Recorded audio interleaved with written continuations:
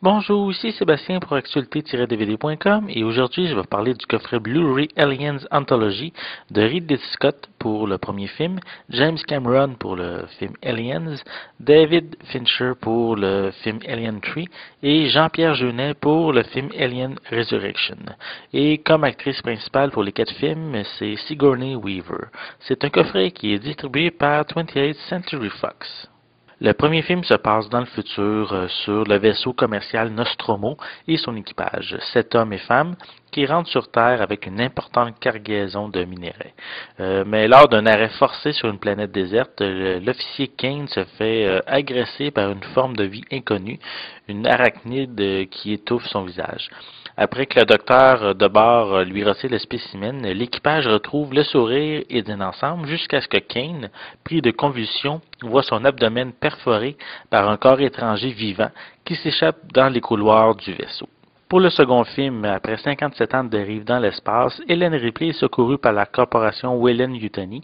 Malgré son rapport concernant l'incident survenu sur le Nostromo, elle n'est pas prise au sérieux par les militaires quant à la présence de xénomorphes sur la planète LV-426 où se posait son équipage.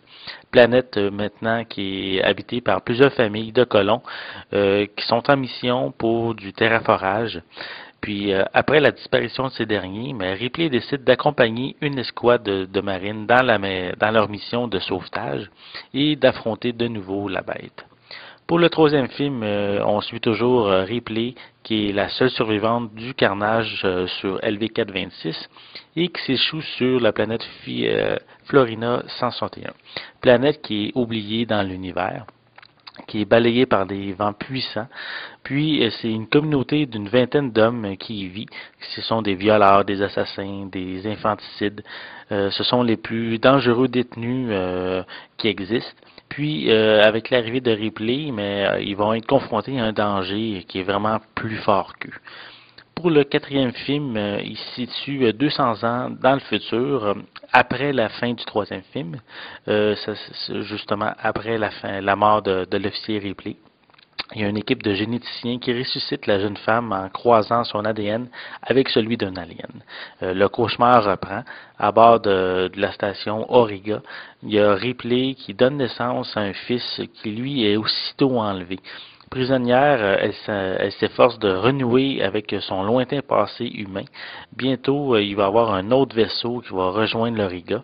Puis parmi l'équipage qui sont composés de brutes et de mercenaires, Ripley va découvrir une belle jeune femme qui s'appelle Carl, avec laquelle elle va pas tarder à se lier d'amitié. Ce coffret est un petit peu spécial pour moi. On est ici dans des grands classiques de la science-fiction, surtout les 2 premiers films. Pour le film Alien, le premier de la série, mais je trouve qu'il a vraiment révolutionné le genre. Il a été copié vraiment tellement de fois par la suite dans des films qui sont de moins bonne qualité. Les membres de l'équipage qui subissent les sévices de l'alien, mais on a réellement ce sentiment de terreur quand on visionne le film, c'est des couloirs, c'est noir, c'est plein de métal partout, c'est très humide. Je trouve que ça laisse vraiment plein d'endroits où se cacher pour justement le Alien. C'est vraiment très très très horreur, puis surtout avec le titre qu'il donnait au film, comme quoi que dans l'espace, personne ne peut vous entendre crier. Je trouve que ça venait nous chercher un peu plus. Ensuite, pour le film, le deuxième film Aliens, on a toujours cette terreur, ce suspense qui était présent dans le premier film. Mais maintenant, c'est les Marines qui subissent cette fois-ci ce danger-là. Okay, puis je trouve que c'est vraiment dupliqué par la quantité d'aliens qui les traquent, parce qu'il y en a vraiment une tonne dans ce deuxième film. James Cameron, lui, a également réussi, je trouve, à inclure plus d'action au film, mais ça n'a pas nuit aux séquences plus dramatiques, puis à l'angoisse que le film peut procurer. Le personnage de Ripley est davantage développé, puis on en apprend aussi davantage sur son passé, sa famille. Justement, ça augmente le lien qui l'unit avec Newt, qui est la petite fille qui trouve sur la planète des aliens. Aliens 3 est un film qui a déçu beaucoup de fans. Moi, le premier, parce que le premier film Alien avait un seul xénomorphe. Le second film, Aliens avec un S, ben, indiquait qu'il y en avait vraiment plusieurs. Puis c'est vraiment dupliqué dans le deuxième film. Pour le troisième film, mais on s'en va, je trouve, dans une direction très différente, qui apporte un aspect plus religieux au film. Ça, je trouve c'est que ce qui déçoit, c'est aussi l'absence totale d'armes. Il n'y a aucune arme dans le film à part des haches, puis c'est à peu près tout. Puis aussi le fait que tous les personnages du précédent film, sauf Ripley, mais sont morts au début du film. On a quasiment décidé de se débarrasser de ces personnages-là pour en amener des nouveaux. Ça nous a déçu vraiment beaucoup, moi y compris. James Cameron avait même mentionné qu'il avait détesté ce film-là parce que ça détruisait tout ce qui avait été mis en place dans le deuxième film de la série. Pour le quatrième film, je trouve que ça apporte, il y a plusieurs nouveautés qui sont appréciables, tandis qu'il y a aussi qu'il y en a d'autres qui sont un peu plus douteuses. Premièrement, j'aime l'idée de cloner Ripley pour réussir à avoir un alien qu'elle avait en elle à la fin du troisième film. Je trouve aussi, j'aime bien aussi la mutation, le lien très proche génétiquement parlant qu'elle a maintenant avec l'alien. Ça permet également à Ripley d'avoir une personnalité très différente des précédents films, justement à cause de la mutation. Puis pour la première fois, mais on voit des aliens nager dans l'eau. Je trouve que c'est un aspect qu'on n'avait jamais vu avant. Je trouve ça intéressant. Par contre, la mutation de l'enfant alien vers la fin du film, je trouve pour moi c'est une déception. On commence un petit peu trop à s'éloigner de la bête originale. Puis ça nous fait décrocher un petit peu. Les 4 films dans le coffret sont disponibles en 2 versions, soit la version originale présentée au cinéma ou la version Director's Cut. Je vous suggère fortement de visionner la version Director's Cut pour les scènes supplémentaires qui sont intéressantes, surtout pour le deuxième et le troisième film. Dans le second film, les nouvelles scènes renforcent, je trouve, davantage le lien entre Ripley et Newt. Tandis que le troisième film nous apporte un arc scénaristique très différent, puis je trouve personnellement bien meilleur que la version présentée au cinéma. Si vous possédez aussi le coffret DVD, puis que vous visionnez les films en français, mais vous avez sûrement remarqué que les scènes qui ont été ajoutées dans les films 1, 2 et 4, mais ils n'étaient pas doublés, mais seulement sous-titrés en français.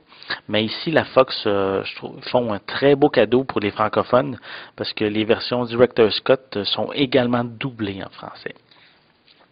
Visuellement, est-ce que l'achat de l'édition Blu-ray en vaut la peine? Moi, je vous dirais de oui. C'est vraiment un énorme travail qui a été fait sur les 4 films, mais je dirais surtout sur les 2 premiers.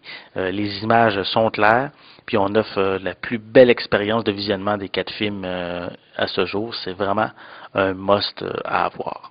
Pour l'ensemble des pistes sonores, mais il y a l'anglais DTS HD 5.1, l'anglais 4.1, l'anglais stéréo, le français DTS 5.1, l'espagnol et le portugais 5.1. Ça, c'est pour les films Alien et Aliens.